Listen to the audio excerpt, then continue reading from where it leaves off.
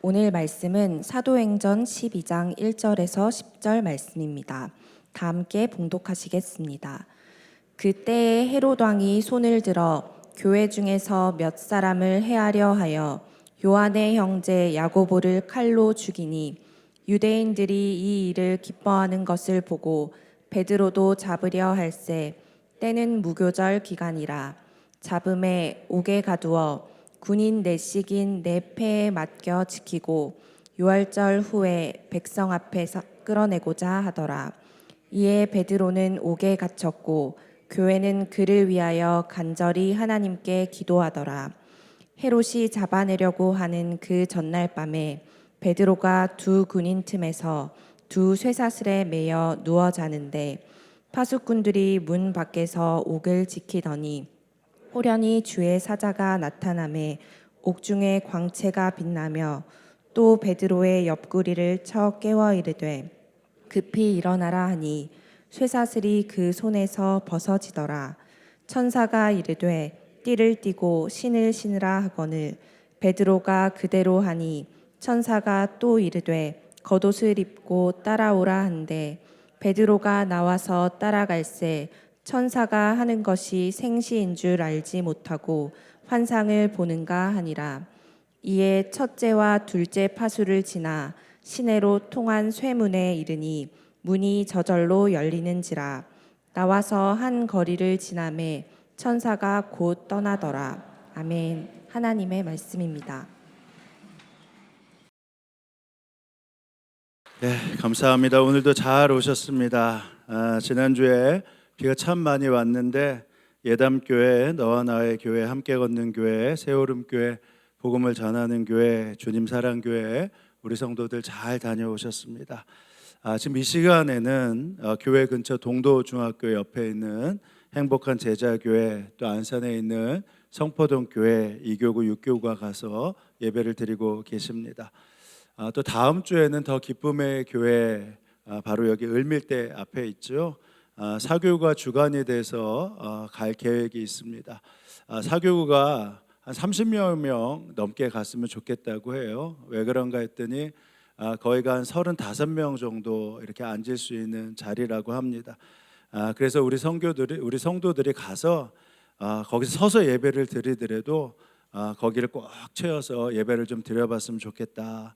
그러니까 단기 선교 가보지 못한 성도들 가운데 내가 사교구가 아니다 그렇게 하더라도 이 시간에 여기서 가까우니까 다음 주에는 한 번도 안 가보신 분들은 여기에 오는 게 아니라 어디 가시면 돼요? 을밀대 옆에 2층에 있는 더 기쁨의 교회 가서 예배 드리고 오시면 됩니다. 거기에서 예배도 드리시고 헌금도 많이 하시고 또 기도도 많이 하고 오시면 하나님의 은혜가 넘치지 않을까 싶습니다. 저는 이렇게 하나님의 말씀대로 또 교회에 가서 예배하고 또 헌금도 하고 봉사도 하고 오는 우리 성도들이 참 자랑스럽고 감사합니다. 아마 그 교회의 담임 목사님, 담임 전도사님들의 이 감사의 말씀을 들었다면 아마 제가 왜 이렇게 감격해서 말씀을 드리는지 잘 아실 거예요. 정말 힘이 많이 됐다 이렇게 말씀하셨고요. 우리가 새롭게 좀 시작할 수 있는 은혜가 있었다 이렇게 말씀하셨습니다. 아마 지금 이 시간에도 동일한 은혜들을 그 교회 전사님들, 목사님이 누리게 되실 것이고요. 다음 주에도 그렇게 될 것입니다. 근데 우리 성도들을 정말 자랑스럽게 여길 분이 누구실까? 저는 우리 예수님이다 이렇게 분명히 확신을 합니다. 지난주에 말씀드린 대로 교회의 크기가 무엇이라고 어떻게 평가를 합니까?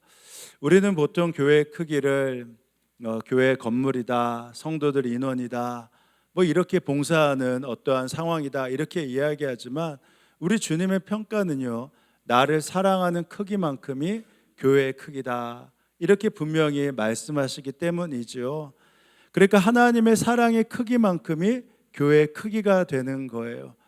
지난 시간에 제가 우리 교회에서 2시서부터 6시까지 초동부실에서 인도네시아 BIC 교회가 예배를 드린다 말씀드렸잖아요. 처음에는 30여 명 왔는데 지금 50명, 60명 넘게 예배에 참석한다 말씀드렸습니다. 근데 저는 우리 교우들이 다 알고 있는 줄 알았는데 저번 주에 말씀을 듣고 처음 여기서 인도네시아 교회가 예배를 드리고 있구나 안 성도들이 있었던 것 같아요. 그러면서 이런 말씀을 하십니다.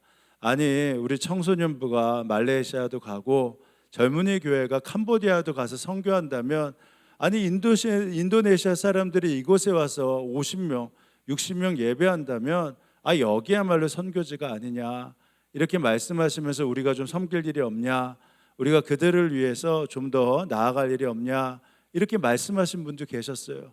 얼마나 감사한지 모릅니다. 사실 전도부도 그렇죠.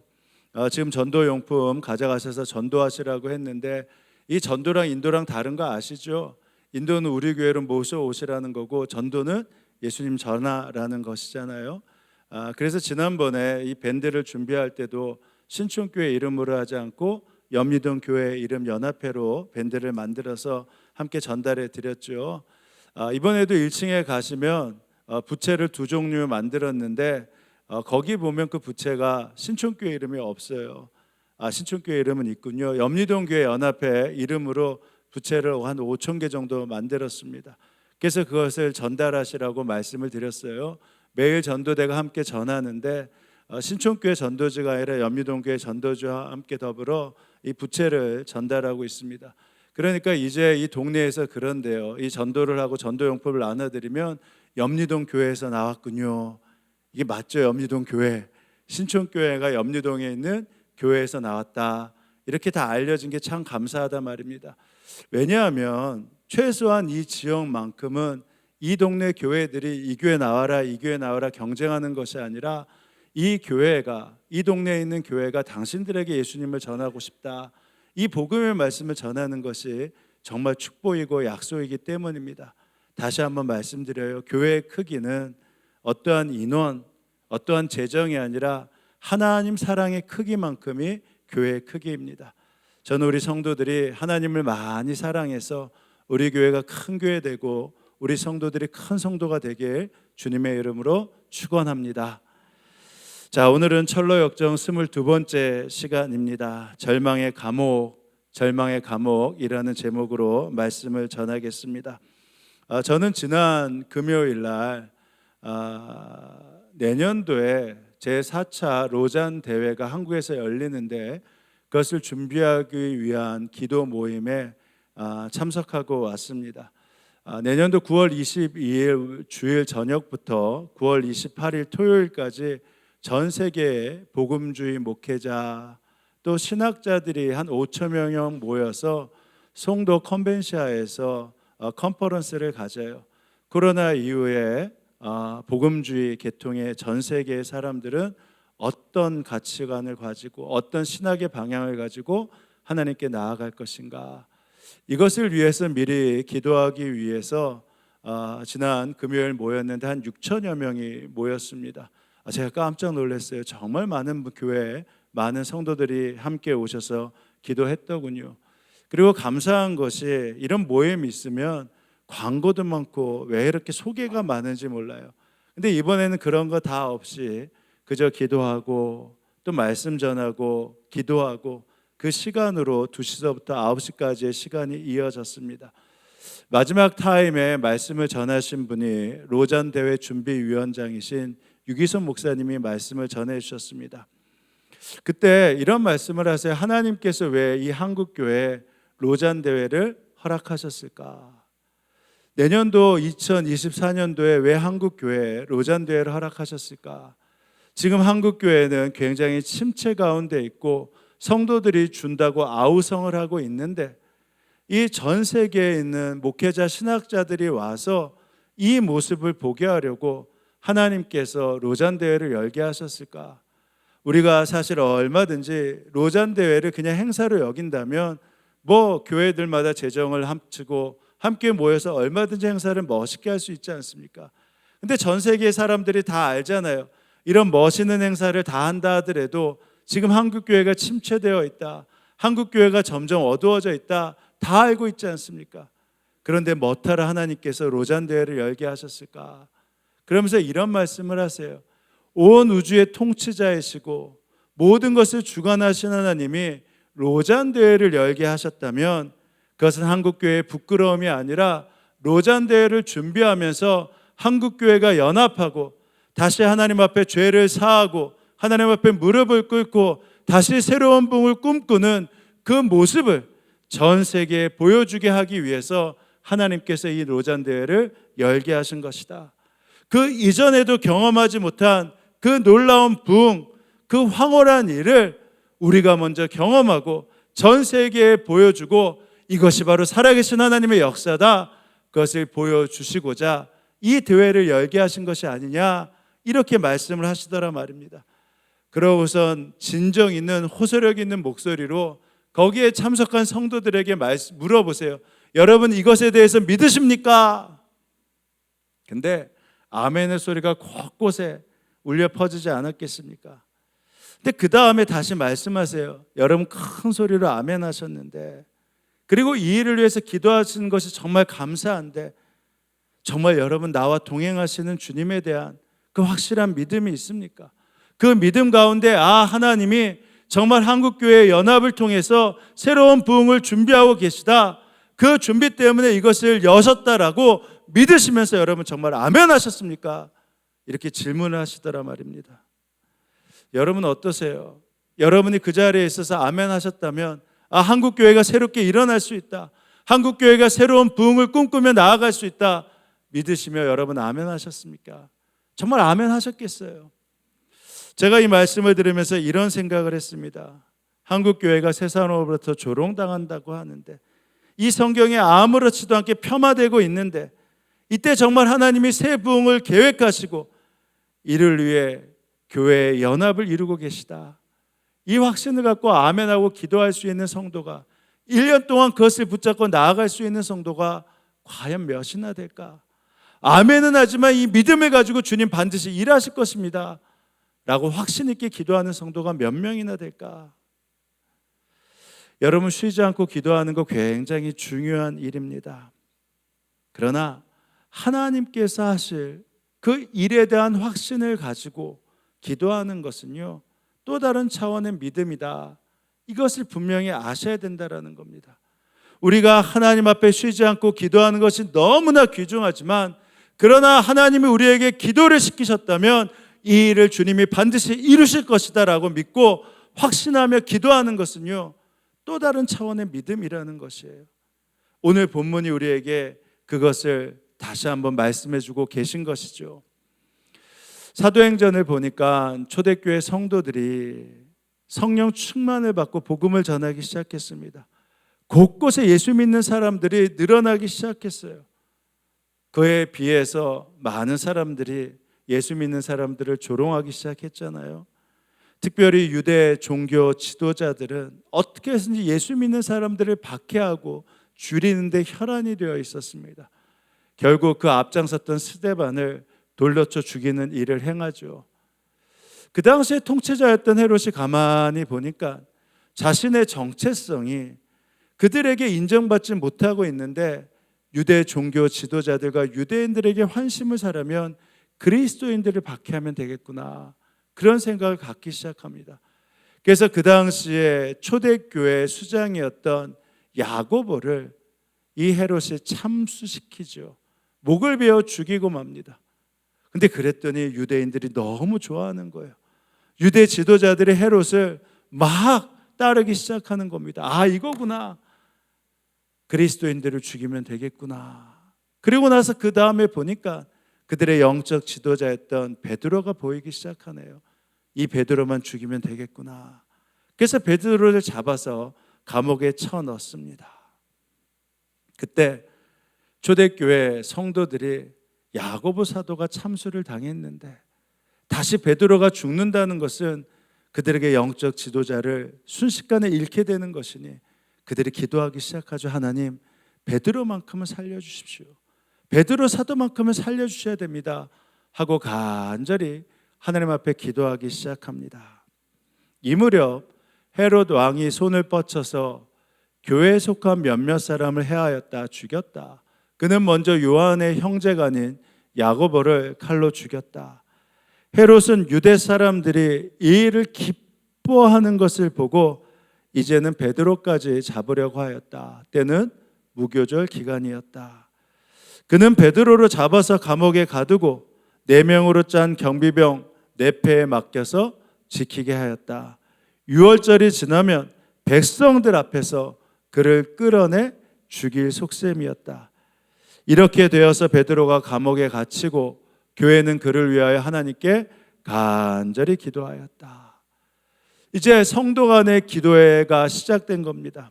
근데 성경을 읽어보니까 오간에 갇혀있던 베드로의 모습이 우리에게 있어서 굉장히 생경해 보입니다. 6절에 보니까 어떻게 되냐, 베드로가 이제 내일이면 내가 죽게 되는 것을 알아요. 근데 내일이면 죽게 되는 것을 아는데도 감옥에서 어떻게 하고 있냐, 쿨쿨 자고 있습니다. 옷을 다 벗어놓고 마치 그 집에 안방인 것처럼 아주 편안하게 잠을 자고 있어요. 헤롯이 베드로를 백성들 앞에서 끌어내기로 한 그 전날 밤이었다. 그러니까 베드로가 알아요. 내일이면 나도 야고보처럼 죽게 되는 날이구나. 베드로는 두 쇠사슬에 묶여 군인 2사람 틈에서 잠이 들어 있었고 문 앞에는 파수꾼들이 감옥을 지키고 있었다.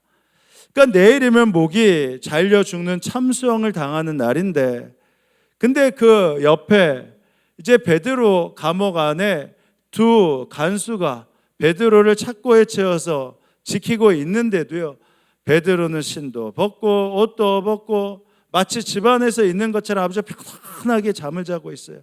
얼마나 편안하게 잠을 잤는지 7절에 보니까 천사가 나타나서 야 베드로야 너 나가야겠다라고 깨우는데요, 일어나질 않는 거예요. 그러니까 천사가 그냥 발로 옆구리를 확 쳐버리고 맙니다. 얼마나 깊이 자고 있는지.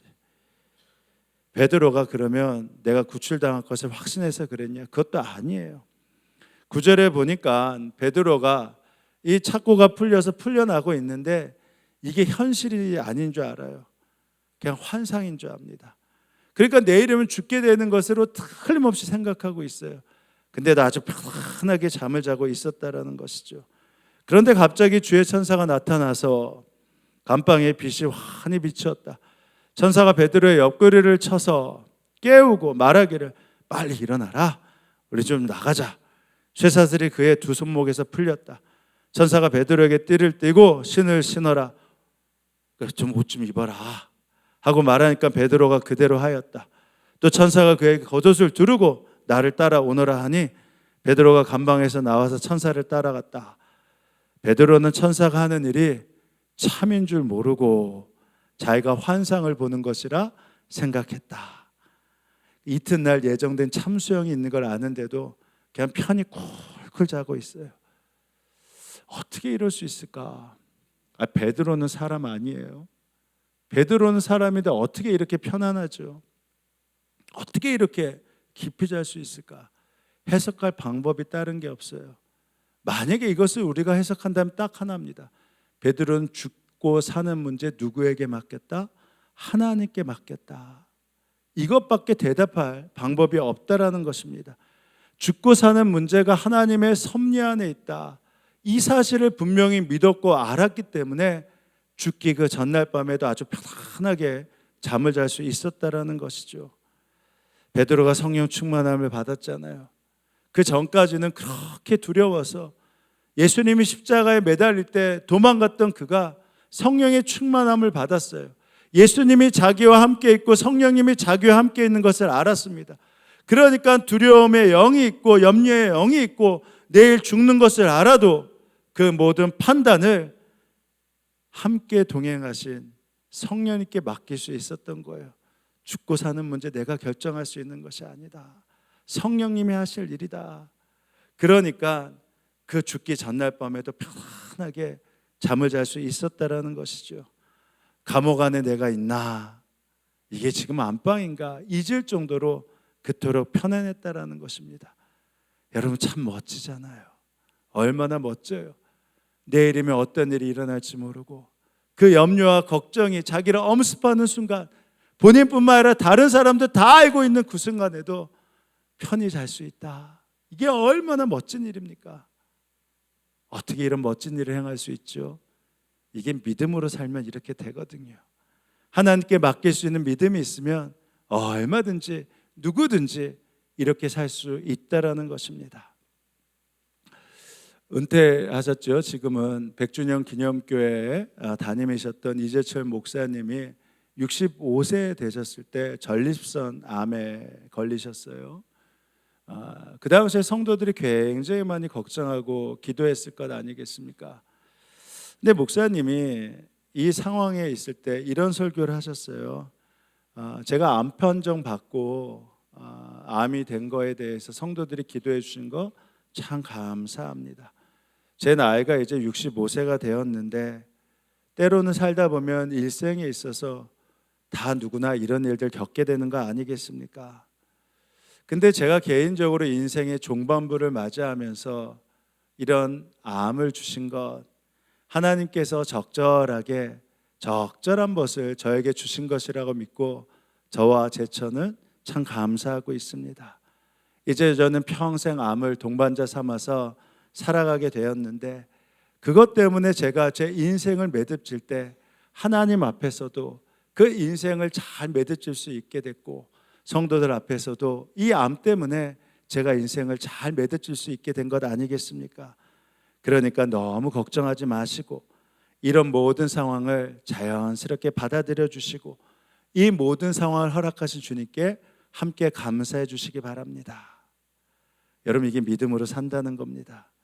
이처럼 모든 문제를 주님께 맡기면요, 내일 목이 달려 죽는다 하더라도 깊이 잘 수 있고 미래가 보장되어 있지 않는 것 같아도 주님이 말씀하시면 다 내려놓고 믿음의 실험을 할 수 있는 것이고 원치 않은 질병에 걸렸다 하더라도 하나님이 적절한 것을 나에게 주셨구나 라고 하면서 주님께 맡기며 감사의 걸음을 걸어갈 수 있는 것입니다. 근데 오늘 우리가 또 하나 반드시 알아야 될 믿음의 발걸음이 있습니다. 그게 무엇이냐? 맡기는 믿음이 있다면요, 나와 동행하시는 주님 앞에 맡기는 믿음이 있다면 또 하나 어떠한 순간이든지 그 주님께서 기적을 베푸시고 역사하실 수 있다, 이 믿음 또한 가져야 한다라는 것입니다. 초대교회 성도들이 무엇을 위해서 기도한다고 말씀드렸죠? 하나님의 섭리에 맡기는 기도가 아니었잖아요. 우리 베드로 사도가 하나님 섭리에 맡깁니다, 죽고 사는 거 주님께 맡깁니다, 이런 기도가 아니었잖아요. 무슨 기도였습니까? 무슨 일이 있어도 풀려나셔야 됩니다. 무슨 일이 있어도 다시 우리의 지도자의 자리에 서야 합니다. 그들이 기도한 거 아니겠습니까? 그 확신을 가지고 이들이 기도했어요. 근데 아이러니컬하게도요, 분명히 그들이 간절히 기도했다고 하는데 어찌 보면 이들의 믿음보다 헤롯의 믿음이 더 대단했다는 것을 알게 됩니다. 우리가 함께 읽었잖아요. 베드로가 감옥에 갇혔습니다. 베드로에게 무슨 영향이 있겠어요? 누가 왕궁의 감옥에 갇혀 있는 베드로를 누가 몰래 풀려나게 할 수 있겠습니까? 누가 무력으로 가서 그것을 풀려날 수 있게 하겠어요? 근데 헤롯은요, 걱정이 되는 겁니다. 그동안에 초대교회 그리스도인들을 보니까 죽은 자도 살아나는 것을 봤고 앉은 병도 일어나는 것을 봤고 하나님의 역사가 나타나는 것을 보니까 이거 분명히 내일 베드로를 틀림없이 찬수를 쳐야 되는데 이거 잘못하면 풀려날 것 같거든요. 하나님의 역사하면 어떤 일이 일어날지 모르겠으니까 어떻게 해요? 감옥 밖에 4개조를 만들어서 4명씩 계속해서 24시간 감시를 시키는 겁니다. 누구도 얼씬거리지 못하게. 그것으로 끝난 것이 아니라 깜빵 안에서 베드로를요, 간수 2명이 옆에서 묶어놓고 지키고 있게 만드는 거예요. 왜? 어느 누구도 역사를 하면 안 되니까.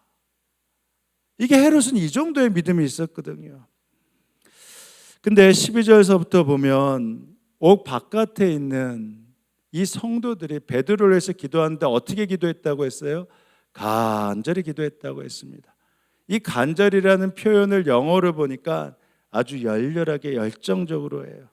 그러니까 에너지를 다 소비하면서 베드로가 풀려나게 해달라고 기도했다라는 겁니다. 그러니까 그냥 하나님 우리 베드로 사도님 풀려났으면 좋겠습니다, 이런 기도가 아니라요, 그냥 그 더운 그 시간에 그냥 목소리를 높이고 목이 터져라고 그냥 베드로 사도님 풀려나게 해주십시오라고 그냥 열정적으로 모든 에너지를 다 쏟아서 저 사람들 저러다 죽겠다 할 만큼 간절히 기도했다라는 겁니다. 근데 그렇게 기도하는데도요, 베드로가 풀려날 것을 이들이 믿지 못했다라는 거예요. 베드로가 풀려났잖아요. 자기를 위해서 간절히 기도하는 이 사람들이 기도하는 것을 알고선 마가의 다락방에 가요. 그래서 내가 풀려났다 라고 이야기를 하죠. 근데 풀려났다고 막 문을 두드렸는데 정작 그렇게 기도했던 성도들이요, 베드로가 풀려난 것을 믿지 않았습니다. 말씀드린 대로 그 장소가 성령이 임했던 마가의 다락방이거든요. 그때야 베드로가 정신이 나서 말하였다. 이제야 참으로 알겠다. 하나님께서 천사를 보내셔서 나를 헤롯의 손에서 그리고 유다 백성이 꾸민 모든 음모에서 건져주셨구나. 내가 풀려났다는 것을 깨달아요. 그래서 냉큼 베드로가 마가라고도 하는 요한의 어머니 마리아의 집으로 갑니다. 거기에는 많은 사람들이 모여서 어떻게 하고 있다고요? 간절히 기도하고 있었습니다. 여기가 어디라고요? 마가의 다락방. 예수님이 제자들에게 최후의 만찬을 한 바로 그러한 장소고요. 500명이 모여서 기도하다가 120명이 성령을 받은 장소고요. 그 이후에 하나님의 역사와 능력과 기적과 수많은 일들이 나타났던 초대교회 교인들의 예배의 장소였습니다. 문제는 이들이 이렇게 간절히 기도하는 그곳에, 늘 언제나 하나님의 역사가 있고 능력이 있는 그곳에 베드로가 가서 문을 두드렸는데, 베드로가 풀려났다는 것을 알아챈 어린 소녀를 제외하고는요, 정작 베드로가 나타나니까 어느 누구도 베드로가 풀려났다는 것을 믿지 않았다라는 것입니다. 아무도 믿지 않았어요. 그들이 목 놓아 기도하고 모든 에너지를 다 쏟아서 기도했는데 15절에 베드로가 나타나니까요, 미쳤다. 너 지금 미쳤어. 왜 이런 얘기를 해? 그래도 어린 소녀가 아닙니다, 풀려났어요 라고 하니까, 그러면 너가 천사를 본 게야, 이렇게 이야기를 합니다. 간절히 기도한 건 뭐고, 이렇게 말하는 건 이거 어떻게 해석을 해야 되죠? 베드로가 대문을 두드리니 로데라고 하는 어린 여종이 맞으러 나왔다. 그 여종은 베드로의 목소리를 알아듣고 너무 기뻐서 문을 열지도 못하고 도로 달려가서 베드로 선생님이 풀려났습니다 라고 말하니까 사람들이, 기도했던 사람들이 여종에게 내가 미쳤구나 라고 말하자 여종이 참말이라고 맞습니다 맞습니다 우기니까, 그러자 그들이 마지못해서 그럼 베드로의 천사를 본 걸 거야. 아니 왜 기도는 그렇게 간절히 하면서, 그것도 풀려나게 해달라고 믿고 기도하면서도 정작 그들이 응답받으니까, 자신 안 앞에 베드로가 나타나니까 어떻게 이런 반응을 보일 수 있죠? 이게 영적으로 달리 해석할 방법이 없어요. 기도는 했지만 믿지 않고 기도했다는 거예요. 간절히 기도했지만 정작 그들이 하나님의 역사에 대해서는 확신을 갖고 기도하지 못했다라는 것입니다. 왜? 세상의 주눅 들고 두려움의 영에 눌려 있고, 그들이 이미 야고보를 풀려나게 해달라고 기도했는데 야고보가 참수당했으니 이번에 기도하지만 결론은 도저히 어떤 변화될 방법이 없으니까 결론은 역시 베드로도 또 참수당할 것이야, 그런 생각이 드니까 기도는 그토록 간절히 하면서도 믿지 못하고 간절히 기도했다라는 것입니다. 헤롯은 믿었는데, 헤롯은 풀려날 수 있다라고 생각했는데, 오늘 철로 역정의 주인공 크리스찬 역시 이런 상황에 맞닥뜨린 거 아십니까? 우리가 함께 봤듯이 철로 역정의 주인공 크리스찬이 이 허영의 시장도 통과했어요. 그리고 대마의 이 유혹에서도 다 이겨냈습니다. 그러다가 그가 평탄한 길을 가다가 깊은 잠에 빠졌는데 마침 그곳이 이 절망의 거인이 있었고 절망의 거인이 그를 끌어다가 절망의 감옥에 이 크리스찬과 소망을 그냥 쳐넣어버리고 말았습니다.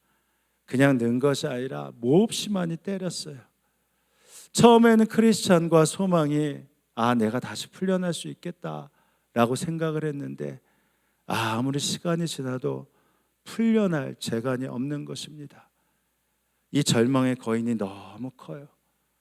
그리고 절망의 거인의 아내가 계속해서 이 사람들 빠져나가지 못하게 계속 때려야 됩니다. 스스로 그 감옥에서 포기하게 만들어야 됩니다 라고 하면서 계속해서 이들을 절망 가운데 몰아넣습니다. 어느 순간 크리스찬이 이 탐욕의 허용의 시장도 이겨냈고 이 대마의 유혹도 이겨냈는데 그의 마음이 점점 더 이상 가능성이 없구나, 점점 포기하는 마음이 들기 시작합니다. 그때 소망하게 말하죠. 이제 더 이상 우리가 이 감옥에서 풀려날 방법은 없는 것 같습니다. 이렇게 맞다가 죽느니 스스로 죽을 수밖에 없을 것 같습니다. 아무리 상황을 봐도 이 절망의 감옥에서 우리는 풀려날 수 있는 방법이 없습니다 하면서 점점 포기하기 시작합니다. 근데 그때 소망이 이야기하죠. 아니야, 이 절망의 감옥이 아무리 깊고 아무리 풀려나기 어렵다 할지라도 하나님 앞에 기도하면 하나님이 역사하실 수 있어. 근데 이 소망의 말이 믿어지지 않아요. 근데 소망이 계속 얘기합니다. 아니야, 우리가 하나님 앞에 기도하면 풀려날 수 있어. 크리스찬이 힘을 발휘하기 시작해요. 그래서 토요일 저녁 기도하기 시작합니다.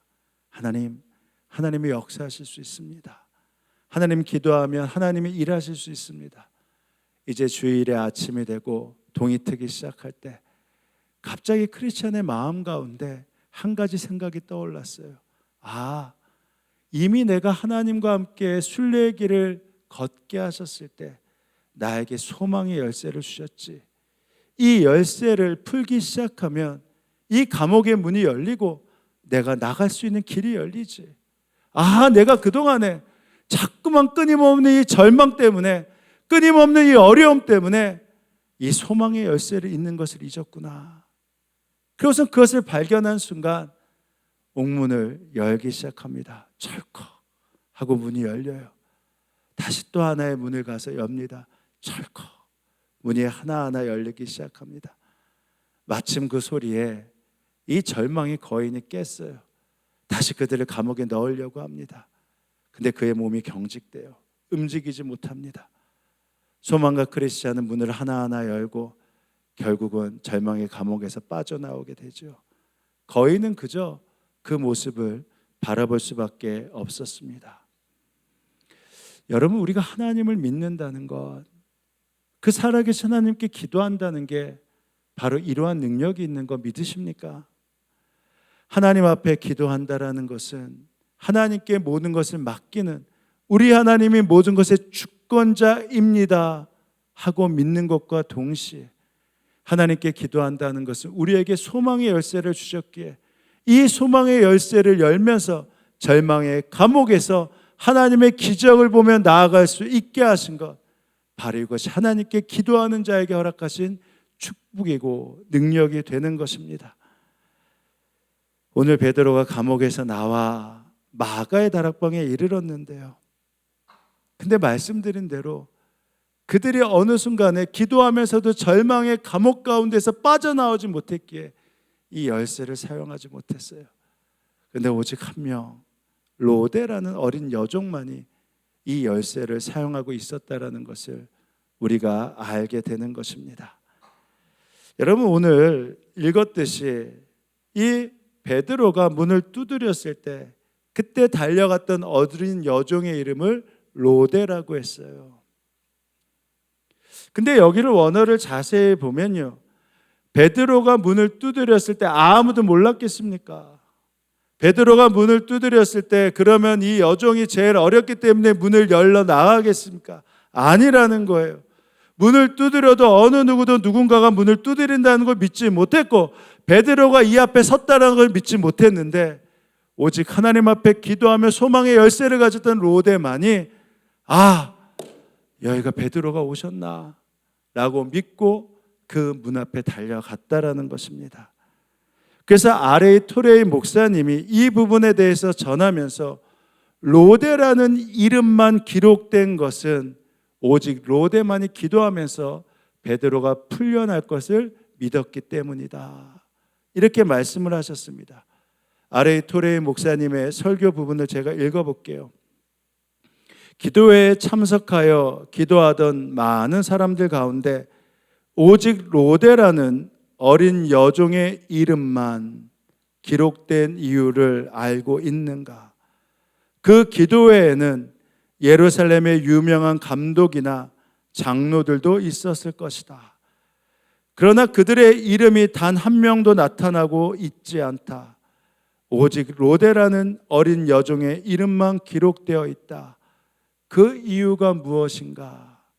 그것은 로데가 비록 어린 계집종이라 할지라도 그만이 확실한 믿음, 분명한 믿음을 갖고 있었기 때문이다.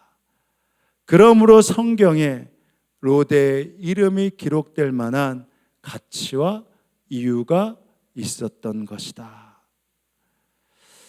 사랑하는 여러분, 우리가 하나님 앞에 나아가 기도할 때 그 동행하시는 주님의 섭리에 맡기며 나아갈 수 있는 믿음 굉장히 중요합니다. 그러나 또 하나님이 기독케 하셨다면 그 기도를 통해서 응답하신 하나님을 믿고 기도하는 그 믿음, 우리 주님이 너무나 기대하시고 기뻐하신다는 사실, 이 사실 또한 아셔야 된다라는 것입니다. 더치 슈츠가 쓴 하나님의 타이밍이라는 책에 보니까 오늘도 장로님이 기도하셔서 우리는 너무 비가 많이 내리고 이 폭우 때문에 많은 어려움이 있지만 그 당시에는 그곳에는 비가 내리지 않았던 것 같아요. 그래서 많은 교인들과 목사님이 예배당에 모여서 하나님 비를 좀 주십시오라고 기도하고 있었죠. 한 번, 두 번 기도하는 어느 날 그 기도에 참여했던 어린 소녀가 빨간 우비를 입고 기도에 참석하는 것을 보았습니다. 그 광경에 목사님이 너무나 아름다웠고 너무나 순진했고 너무나 황홀했다라고 말씀하셨다고 해요. 모든 교우들이 기도하면서도 잃어버린 듯한 그 믿음을 이 소녀만이 갖고 있었고 그것을 우리에게 일깨워 주었다라는 것입니다. 여러분, 동일한 기도를 하더라도요, 동일하게 30분을 기도하면서 낫게 해주세요 기도하더라도요, 그냥 기도만 하는 성도들이 있고요, 틀림없이 하나님이 역사하신다, 틀림없이 하나님이 일하신다 라고 믿고 하는 성도들이 있다라는 것입니다.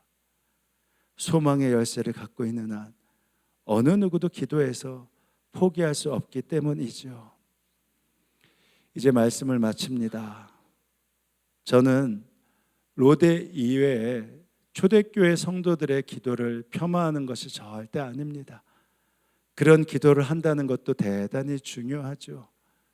오늘 이 자리에서 예배에 참석하고 있지만 이렇게 예배에 참석하며 말씀을 듣는다고 다 믿어지지 않는 것처럼, 그러나 이 말씀을 듣고 기도하는 성도가 있다면 그것이 얼마나 귀중한 일입니까? 하나님 솔직히 믿어지지 않지만 성경에 이렇게 나왔다면 저도 믿고 기도하길 원합니다 라고 기도할 수 있다면 얼마나 감사한 일이겠습니까? 왜냐하면 믿음은 얼마든지 성장할 수 있고 믿음은 얼마든지 역사할 수 있는 축복이기 때문입니다.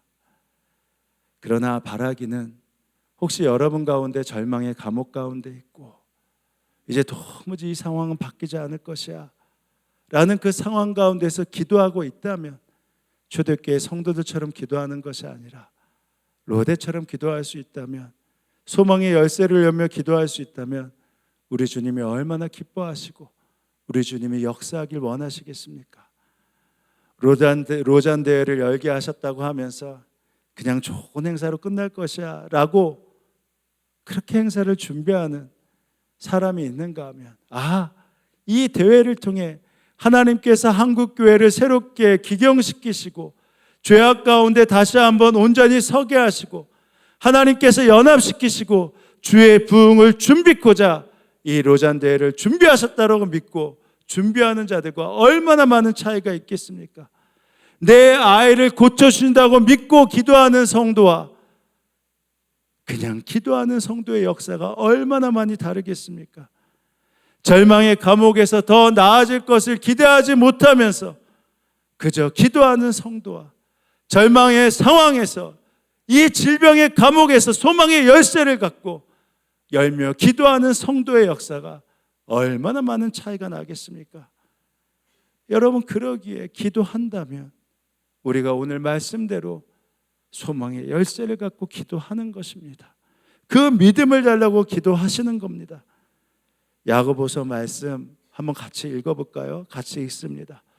조금도 의심하지 말고 믿고 구해야 합니다. 의심하는 사람은 마치 바람에 밀려서 출렁이는 바다 물결과 같습니다. 그런 사람은 주님께로부터 아무것도 받을 생각을 하지 마십시오. 뭐 이렇게까지 하시나? 기도하는 것도 중요한데 뭐 이렇게까지 말씀하시나? 근데요, 이왕 기도하는 거, 주님 제가 믿지 않고 기도한다면 어떠한 역사가 나타나지 않을 것입니다 라고 기도할 수 있다면 그 역사함이 얼마나 소중하겠습니까? 오히려 주님, 제가 믿지 않고 기도한다면 역사함을 나타내지 마십시오. 제가 믿고 기도하는 것만 주님 역사해 주옵소서가 한다면 우리의 기도가 얼마나 간절해지고 간절한 뿐만 아니라 얼마나 확신 있게 기도하는 소망의 능력이 우리 가운데 부어질 수 있겠습니까? 그러기에 오늘 말씀을 통해서 베드로처럼 내일 죽을 상황이라도 나와 함께 동행하시는 주님께 맡길 수 있는 믿음뿐만 아니라 로데처럼 기도한 다음에 기도했으니까 주님이 역사하실 수 있다, 이 믿음을 가지고 기도하는 여러분 되시게 주님의 이름으로 축원합니다. 이제 기도하실 때 이렇게 기도합니다. 주님, 제가 염려가 있습니다. 두려움이 있습니다.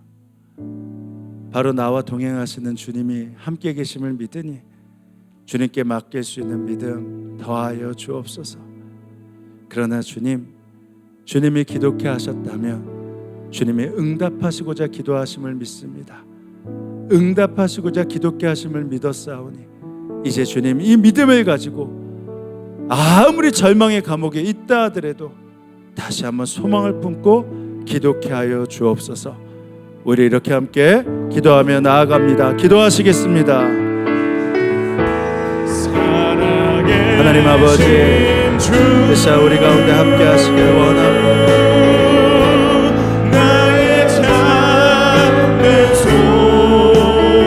하나님, 그 약속을 믿고 기도하게 하시고 두려움과 염려 가운데 주님께 맡길 수 있는 믿음을 더하여 주옵소서.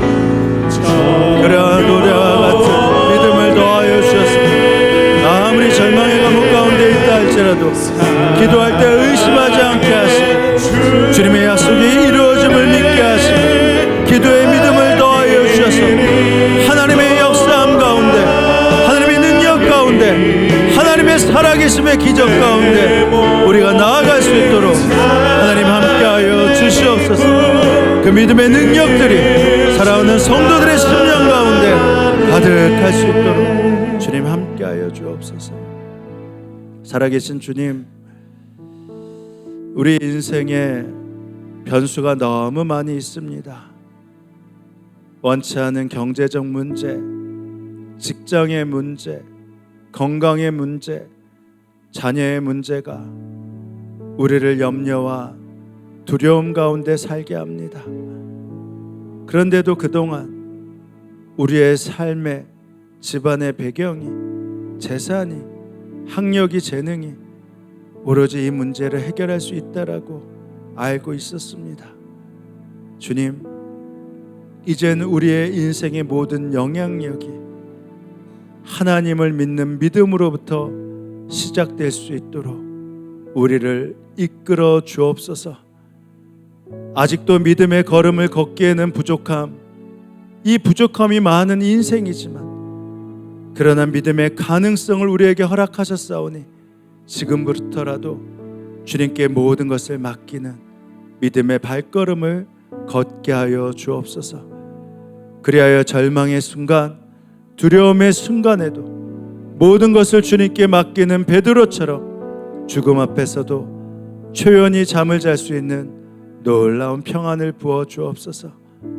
그런데 주님, 오늘 또 우리 가운데 기도의 기쁨뿐만 아니라 기도의 확신이 있길 원합니다. 주님이 허락하신 기도라면 반드시 응답될 것을 믿으며 로데처럼 하나님이 하실 일을 기대하며 계속적으로 소망의 열쇠로 절망의 감옥의 문을 여는 포기하지 않는 믿음을 더하여 주시옵소서. 그래야 해서 하나님의 기적을 볼 뿐만 아니라 하나님의 살아계심을 증거할 수 있는 우리의 삶으로 축복하여 주옵소서. 이 시간 행복한 제자교회에서 성포동 교회에서 예배하는 성도들에게 성령의 기름을 부어주시고 충만케 하여 주시사 이들을 통해 그 교회에 새 은혜와 새 힘이 넘치게 하시고 더 큰 사랑으로 기도하는 성도들 되게 하여 주옵소서. 이 나라의 기록적인 폭우가 수없이 내려 많은 피해가 있고 생명이 죽어가게 되었습니다. 주님, 이제는 하늘의 문을 닫고 비를 멈추어 주옵소서. 또한 북한을 위해 기도하오니 북한 안의 우상 숭배와 강압과 폭력과 거짓이 사라지게 하시고 억류되어 있는 목사님, 선교사님, 성도들 속히 석방될 수 있도록 주님 능력을 베풀어 주옵소서. 전 세계에 흩어진 선교사님들을 보호하여 주시고 그들의 가정을 보호하시며 마르지 않는 물질을 더하여 주옵소서. 오늘도 주님께 감사하여 허락하신 것의 일부를 떼어 봉헌합니다. 하나님, 저희의 감사와 사랑을 받아주시고 마르지 않는 넘치는 축복을 누리게 하여 주옵소서. 감사드리며 예수님의 이름으로 기도합니다. 아멘. 자, 이 시간 먼저 우리 좀 위로하고 인사하는 시간을 가져야겠는데요. 우리 광고에도 나왔지만 정혜심 권사님 아버지 되시고 윤규풍 권사님 장인 되시죠. 정재준 성도 천국 입성하셨습니다. 우리 권사님 가족들 예배에 참석하셨는데 우리 잠깐 일어나시죠. 하나님의 위로가 함께할 수 있도록 그 위로의 마음을 담아 우리 위로의 박수를 좀 전하는 시간 갖도록 하겠습니다. 또 반가운 인사를 좀 자리에 앉으시겠습니다. 하시면 되겠는데요. 알래스카 한인연합감리교회 금원재 목사님, 서경림 사모님 두 자녀 오늘 예배에 참석하셨습니다. 우리 잠깐 일어나실까요? 먼 길 오셨는데 우리 환영의 박수하는 시간 갖도록 하겠습니다. 자, 우리 이제 다 함께 일어나셔서 우리 성도들과 함께 좀 서로 인사하는 시간을 갖도록 하겠습니다. 하나님께 맡기는 믿음을 가집시다 라고 하면서 서로 인사합니다. 우리 한 번 더 기도할까요? 하나님의 약속을 붙잡고 기도합시다 라고 인사하겠습니다. 우리 그 믿음을 가지고 힘차게 살아계신 주님을 찬양하며 나아갑니다. 함께 찬양합니다.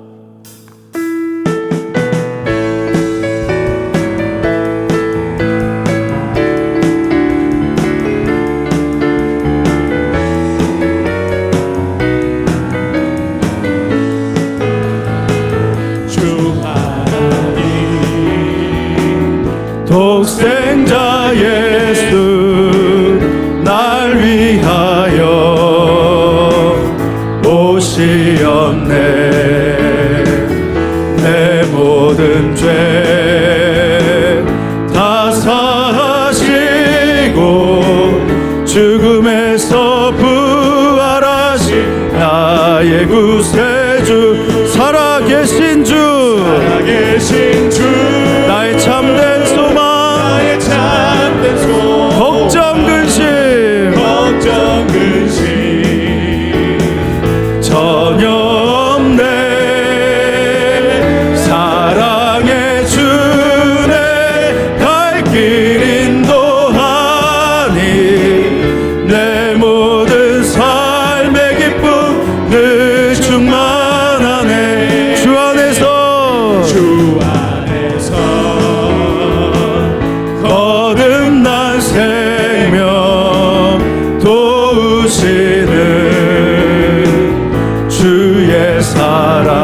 참 기쁨과 확신 가지고 예수님의 도우심을 믿으며 우리 주님은 살아계십니다. 살아계신 주 나의 참된 소망 걱정 근심 전혀 없네. 사랑의 주내 갈 길 인도하니 내 모든 삶의 기쁨 늘 충만하네. 아멘. 살아계신 주님, 우리에게 믿음을 더하시고 우리의 기도에 응답하여 주옵소서.